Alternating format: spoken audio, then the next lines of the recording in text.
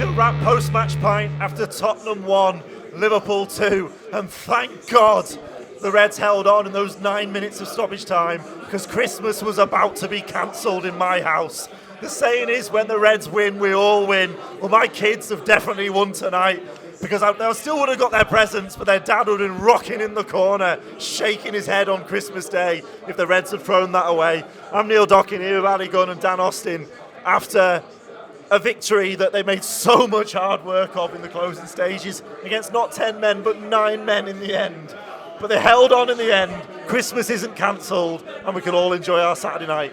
It was like an experiment in how many dangerous situations a team with only 9 men could get into.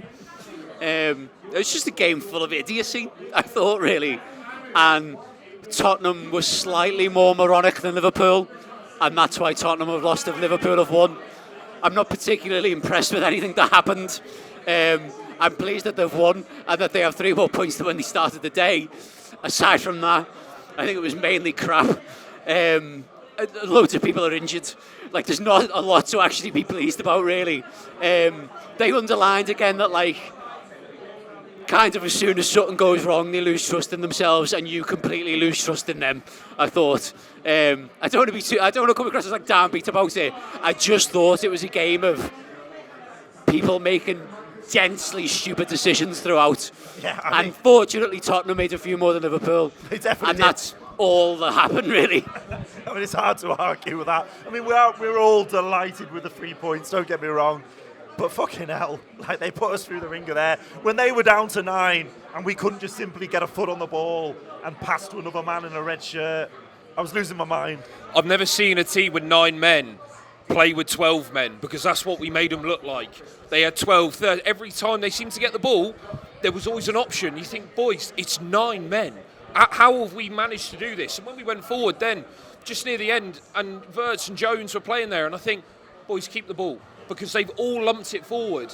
And it was just the idiocy around us where we didn't have to go down that path of making it so difficult. And the relief from them and from us was almost we almost exhaled in a sense of, thank God that's fucking over.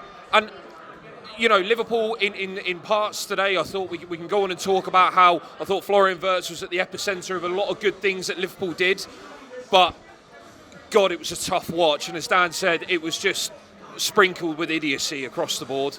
I mean, no more so with Tottenham and some of their decisions. I said to Dan during the game, it can't be right to do that to your captain of your national team and leader, Xavi Simons, when he... I don't know what... He'd done the right thing by turning Virgil to go back to his own goal.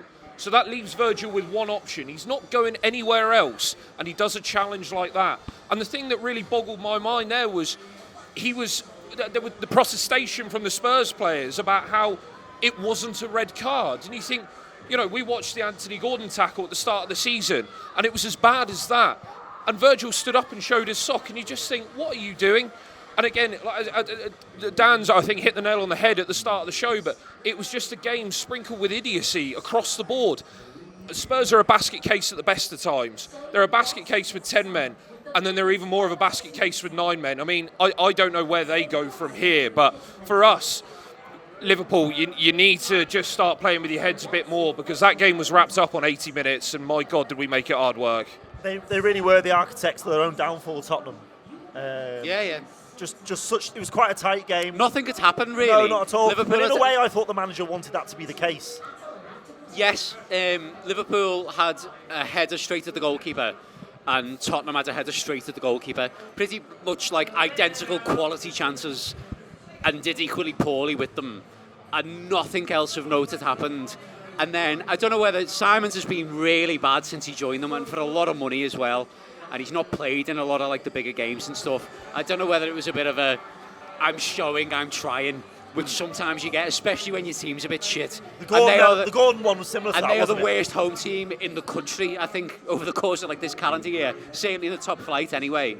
I don't know whether it was just a bit of, I'm going to show I'm chasing here, and I'm going to try and block this ball even though it's a bit far away, and then, oh God, I've stepped on him there. But it then just defined the next sort of 50 minutes of play. YouTube, press the button, become a member of the Anfield Wrap from the heart of the city of Liverpool. the best way to enjoy all your Liverpool-based videos, everything you need, every single day. It is the Anfield Wrap.